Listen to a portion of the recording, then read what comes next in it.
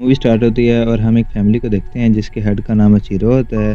अचीरो ने बहुत मेहनत से एक घर बनाया होता है। वो अपनी फैमिली के लिए दिन रात मेहनत करता है, लेकिन उसकी फैमिली को उसकी इस बात की बिल्कुल कदर नहीं होती। वो उसे बेकार तरीन शख्स समझते हैं, यहाँ तक कि अचीरो के बच्चे उसे बाबा कहने से भी शर्म महसूस करते हैं। फैमिली के ख्याल में अचीरो ने आज तक कुछ अचीव नहीं किया और अचीरो की वजह से ही उनकी ज़रूरियात पूरी नहीं हो पा रही। और इन्हीं वजूहात की वजह से अचीरो बहुत डरपोक शख्स होता है। लेकिन उनकी फैमिली ये बात नहीं समझ रही थी कि अचीरो अब बुज़ुर्ग हो चुके हैं, अब उनके काम करने के दिन नहीं रहे, अब उनके बच्चों के काम करने के दिन है। लेकिन उसके बच्चे ये रिस्पॉन्सिबिलिटीज़ अपने सर नहीं लेते और अपनी हर रिस्पॉन्सिबिलिटी अचीरो के सर डाल देते हैं। लेकिन सब के बावजूद अचीरो अपनी फैमिली के लिए बहुत मेहनत करता है। वो फैमिली के होते हुए भी अकेला होता है, जिसकी वजह से ऑफिस में भी उसकी कोई रिस्पेक्ट नहीं करता, उसके कोई दोस्त भी नहीं होते।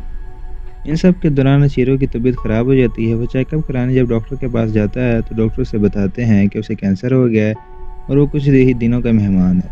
ये बताने के लिए अपनी फैमिली को कॉल करता है, लेकिन उसकी फैमिली अपनी अपनी लाइफ में बिज़ी होती है और उसकी कॉल इग्नोर कर देती है। इस सब के दौरान अचीरो को एक कुत्ता मिलता है जो कि उसकी खुशी का बायस बनता है। लेकिन उसकी वाइफ को जब पता चलता है कि अचीरो के पास एक कुत्ता है तो उसे बाहर निकालने का कहती है।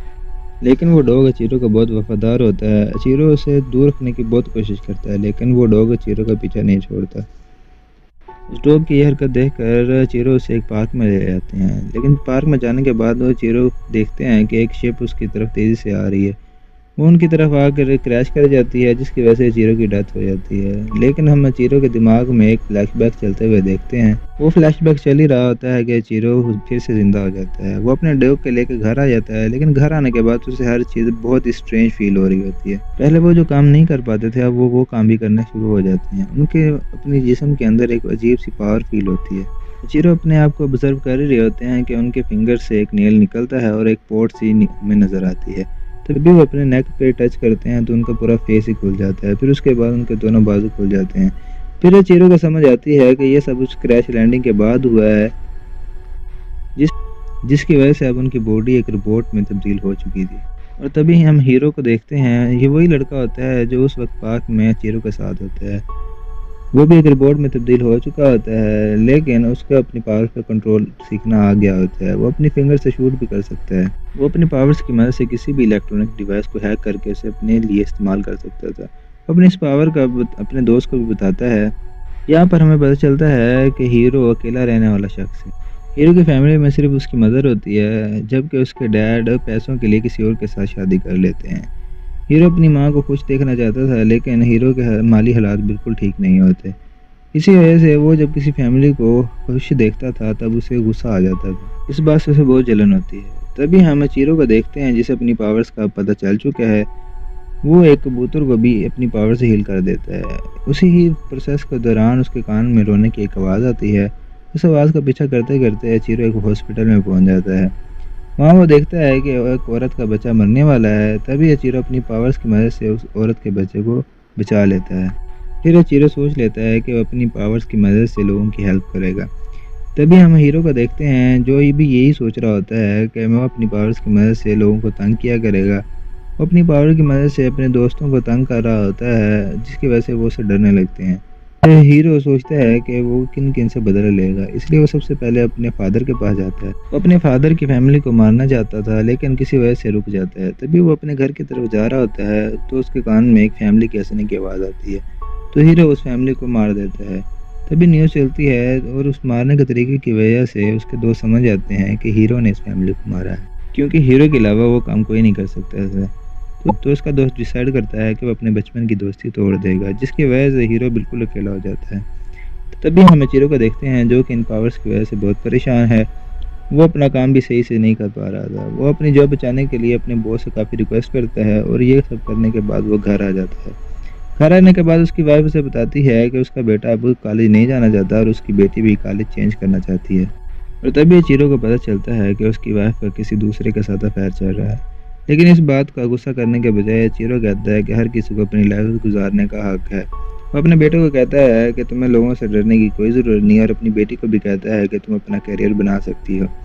लेकिन ये सब विशेष पूरे होने के बाद भी उसकी फैमिली चीरो की ही गलती निकालती है। इसलिए चीरो अब एक कोने में बैठ कर रो रहा होता है। तभी चीरो के कान में रोने की आवाज़ आती है, जो कि हीरो के उसी फ्रेंड की होती है, जो कि अपने दोस्त की गलतियों की वजह से रो रहा होता है कि उसका दोस्त गलत रास्ते पे चल गया है। अचीरो उसके पास जल्दी से पहुंचना चाहते हैं। इसी दौरान अचीरो के जेट पैक्स खुलते हैं और जल्दी से हीरो के दोस्त के पास पहुंच जाता है। फिर अचीरो का फ्रेंड अचीरो को सारी बात बता देता है और कहता है कि तुम ही मेरी मदद कर सकते हो। लेकिन अचीरो के पास कोई फाइटिंग स्किल नहीं होती। वो अपनी पावर्स के ऊपर और कंट्रोल करना चाह रहा होता है। तभी वो एक सॉल्टेड वाटर पी लेता है, लेकिन उसकी मशीनरी इस चीज़ को एक्सेप्ट नहीं करती। वो उस पानी को बाहर निकाल कर फेंक देती है। तब उन्हें पता चलता है कि ये मशीनरी सॉल्टेड वाटर से ख़राब हो सकती है। इसी दौरान हीरो के पास पुलिस पहुंच जाती है, क्योंकि उन्हें पता चल चुका होता है कि हीरो ने ही उस फैमिली का मर्डर किया होता है। वो हीरो को गिरफ्तार करना चाहती है, लेकिन वो उनकी बात नहीं मानता और शूट करने लग जाता है। उसके बाद हीरो अपने एक दोस्त के पास जाता है, लेकिन हर जगह हीरो के चर्चे होते हैं, क्योंकि वो मोस्ट वांटेड बन चुका होता है। और इसी न्यूज़ की वजह से सब लोग हीरो की मदर को बहुत बुरा भला कहते हैं, जिसकी वजह से डिप्रेशन में आकर उसकी मदर सुसाइड कर लेती हैं, जिसकी वजह से हीरो को बहुत दुख होता है और वो गुस्से से भर जाता है। और जिन जिन लोगों ने उसके खिलाफ बुरा भला बोला होता है, वो सब लोग उसके टारगेट पे आ जाते हैं। वो उन सब लोगों की इलेक्ट्रॉनिक डिवाइसेस हैक करता है और इन्हें मारने लग जाता है। चीरो को भी पता चल जाता है कि ये सब मर्डर्स हीरो ही कर रहा है, तो वो अपनी फैमिली को कहता है कि सभी इलेक्ट्रॉनिक डिवाइसेस से दूर रहो। लेकिन उसकी फैमिली उसकी ये बात बिल्कुल नहीं मानती। दूसरी तरफ हम हीरो को देखते हैं, जो कि लोगों को मारने का दूसरा प्लान बना रहा होता है।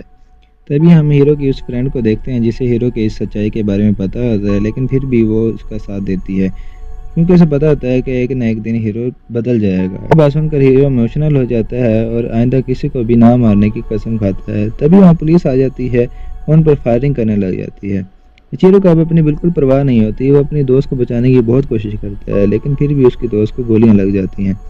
यह देखकर हीरो को और बहुत ज़्यादा गुस्सा आ जाता है। वो सारी दुनिया को ख़त्म करने का प्लान बनाता है।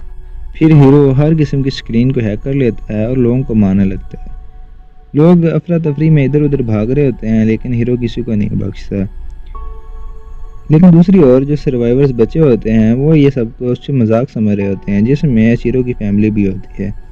तभी चीरो हीरो के फ्रेंड की मदद से भी कुछ स्क्रीन हैक करता है और सब लोगों की तरफ एक मैसेज पहुंचाता है। जो मैसेज ये था कि अपनी अपनी इलेक्ट्रॉनिक्स डिवाइसेस से दूर रहें। ये बात सुनकर लोग अपनी इलेक्ट्रॉनिक डिवाइसेस से दूर हो जाते हैं, जिसकी वजह से डेथ रेट कम हो जाता है। फिर हीरो अपनी वेपन्स का इस्तेमाल करता है और बिल्डिंग्स पर मिसाइल फायर करने लग जाता है। वहाँ चीरो आ जाता है और उनकी फाइट शुरू हो जाती है। रास्ते में हीरो एक हेलीकॉप्टर के पायलट को गिराने की कोशिश करता है, लेकिन चीरो से बचा लेता है। फिर चीरो हीरो से बच के भागने की कोशिश करता है, क्योंकि चीरो को अभी फाइटिंग स्किल्स नहीं आती। फिर चीरो हीरो को अपने जाल में फंसा कर सॉल्टेड वाटर पिला देता है। क्योंकि हीरो की मशीनरी अब एडवांस लेवल की हो चुकी है, तो सॉल्टेड वाटर का जल्दी असर नहीं होता। फिर चीरो हीरो को अर्थ से दूर स्पेस में ले जाता है। तभी हीरो पर सॉल्टेड वाटर का असर होने लगता है। जब हीरो कमज़ोर पड़ने लगता है, तो चीरो फुल पावर से उस पर हमला करते हैं और फिर अर्थ पे आ जाते हैं। वहाँ वो अपनी बेटी को इलेक्ट्रिक शॉक देकर अपनी बेटी को बचाते हैं। तभी वहाँ हीरो आ जाता है। इस बार हीरो चीरो की बहुत पिटाई करता है और इसी दौरान वो चीरो की बेटी को शिकार बनाता है। वो उसकी बेटी को बिल्डिंग से गिराने की कोशिश करता है। चीरो से अपनी बेटी से को छोड़ने की रिक्वेस्ट करता है, लेकिन हीरो उसकी बात नहीं मानता और उसकी बेटी को नीचे गिरा देता है। तभी चीरो को अपनी बॉडी में ज़्यादा एनर्जी फील होती है, जिस एनर्जी का फ़ायदा उठाकर वो हीरो को मार देते हैं और अपनी बेटी को बचा लेते हैं। जिसके बाद सिटी में सुकून हो जाता है और चीरो की फैमिली भी उसकी इज्जत करने लग जाती है। और मूवी के पोस्ट क्रेडिट सीन में हमें दिखाया जाता है कि हीरो अभी भी जिंदा है और इसके बाद मूवी एंड हो जाती है।